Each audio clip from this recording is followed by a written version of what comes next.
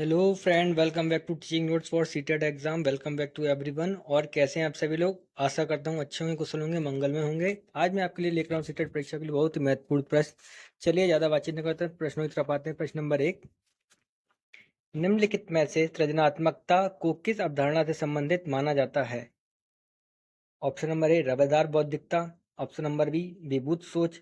Option number सी, विविध सोच। Option number D, द्रव सोच। इस प्रश्न का आप आंसर मुझे बताएं, नहीं तो मैं आपको खुद ही बताता हूँ। स्वतः इस आंसर प्रश्न का आंसर बताता हूँ। तो इसका आंसर होगा ऑप्शन नंबर सी, विविध सोच। जो सृजनात्मकता होती है, हर प्रकार के बच्चों को हर प्रकार की स्थिति में बातचीत करने की क्षमता प्रदान करती है। तो इसका आंसर क्या होगा? विविध सोच का निर्माण करती है बच्चे के अंदर। चलिए अगले प्रश्न पर आते हैं। प्रश्न नंबर 2 पर, निम्नलिखित में से जब सोचने की प्रक्रिया किसी भाषा के द्वारा प्रभावित होती है तो ऐसी स्थिति को क्या कहा जाता है?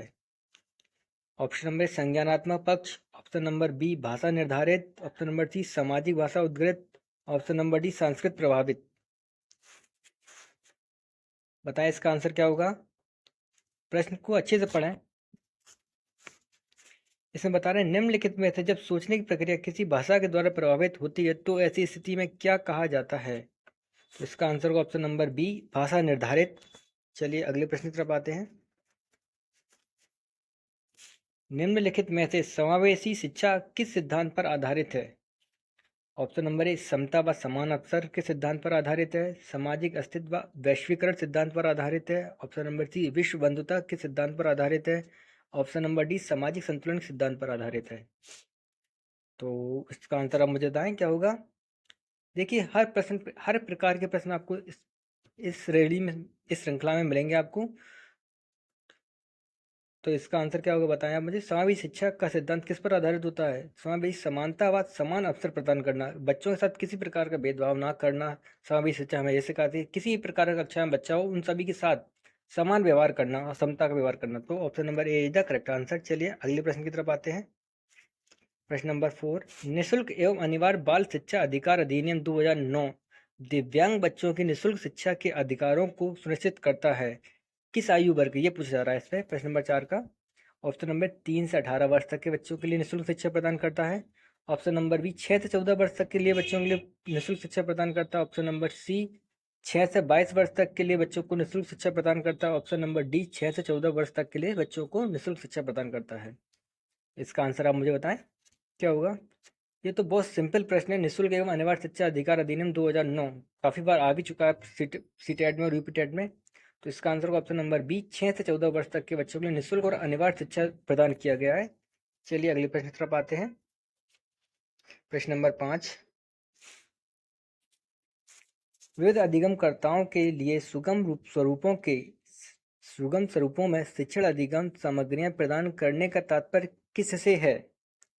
शिक्षण व्यावसायिकता की सार्वभौमिकता संहिता। ऑप्शन नंबर ई, शिक्षण के सार्वभौमिक मानववादी दृष्टिकोण। ऑप्शन नंबर सी, अधिगम के सार्वभौमिक संरचना। ऑप्शन नंबर डी, सार्वभौमिक समावेश शिक्षा के नैतिक विचार। तो बताएं प्रश्न नंबर 5 का आंसर क्या होगा? इन प्रश्नों पर ऐसे मत जाना, जो बड़े लाइन है उन पर कर दो कमेंट करके। जो बड़ी लाइन है इसे सही कर दें। इसको ध्यान से पढ़ना, सी टेट का नाम है, प्रश्नों को ध्यान से पढ़ना और सही उत्तर का चयन करना। इसमें क्या, विविध अधिगमकर्ताओं के लिए सुगम स्वरूपों में शिक्षण अधिगम सामग्री प्रदान करने का तात्पर्य किससे है? तो इसका आंसर क्या होना चाहिए? इसका आंसर होगा ऑप्शन नंबर सी, अधिगम की सार्वभौमिक संरचना। चलिए अगले प्रश्न पर आते हैं। प्रश्न नंबर 6, अधिगमकर्ताओं को व्यक्तिगत क्षमता के आधार पर उन्हीं कठिनाइयों के विभिन्न स्तरों को ध्यान में रखते हुए पढ़ाने की विधि को क्या कहा जाता है? इसमें विधि पूछी जा रही है पढ़ाने की। ऑप्शन नंबर चयनित अनुदेशन। ऑप्शन नंबर डी, सटीक शिक्षण। ऑप्शन नंबर डी, त्रुटिहीन अनुदेशन। ऑप्शन नंबर डी, विभेदिक अनुदेशन। तो विभिन्न स्तरों के ध्यान में रखते हुए पढ़ाने की विधि को क्या कहते हैं? बच्चे का लेवल कुछ भी हो, बच्चों को समान, सभी बच्चों को एक समान पढ़ाना है। समावेश शिक्षा संबंधित प्रश्न है ये। चयनित अनुदेशन का अर्थ होता है कि एक चीज को चयन कर लो, सभी बच्चों को पढ़ा दिया, एक जैसे बच्चे उनको एक साथ पढ़ा दिया, कोई टेंशन नहीं हो रही, सभी बच्चों को एक समान शब्द पढ़ा दिए। ये तो नहीं होगा। इसमें चयनित विभिन्न स्तरों के लिए चयनित अनुदेशन तो होगा नहीं। ऑप्शन नंबर बी आते सटीक शिक्षण। जो हमें अच्छा लग रहा है, सटीक एक प्रश्न में चयनित कर लिया तो वही बच्चों को पढ़ा दिया, वो नहीं पढ़ाना है, सटीक चीज़ पढ़ानी नहीं है। कि आपको ये प्रश्न में आना है, ये बता के पढ़ा दो बच्चों को, ये भी नहीं पढ़ाना। त्रुटिहीन अनुदेशन, अरे भाई जब त्रुटियां नहीं हो तो बच्चे सीखेंगे कैसे? तो इसका आंसर ये भी नहीं, तो इसका आंसर क्या होगा? विवेक अनुदेशन, बच्चों को विभिन्न चीजें पढ़ानी चाहिए जिससे बच्चों का विकास हो सके। तो इसका आंसर क्या होगा? प्रश्न नंबर 6 का option number D is the correct answer. चलिए अगले प्रश्न की तरफ आते हैं। प्रश्न नंबर 7, प्रतिपालन अधिगम का एक विशिष्ट चरण है जो अधिगम के किस चरण का पूर्ववर्ती है? ऑप्शन नंबर ए अभिप्रेरण अभिप्रेरण अभिप्रेरण, ऑप्शन नंबर बी आत्मनिर्भरता, ऑप्शन नंबर सी समानीकरण, ऑप्शन नंबर डी अधिग्रहण। तो इस प्रश्न का आंसर आप मुझे बताएं क्या होगा? प्रतिपालन अधिगम का एक विशिष्ट चरण है जो अधिगम के लिए चयन चरण का पूर्ववर्ती है। तो इसका आंसर क्या होगा? अभिप्रेरणा तो होगा नहीं अधिगम का, प्रतिपालन का चरण, विशिष्ट चरण, आत्मनिर्भरता भी नहीं होगा, तो नॉर्मल चीजें होंगी वही तो बच्चा पढ़ेगा, समानीकरण। तो इसका आंसर क्या होगा? ऑप्शन नंबर सी समानीकरण इज द करेक्ट आंसर। चलिए अगले प्रश्न की तरफ आते हैं।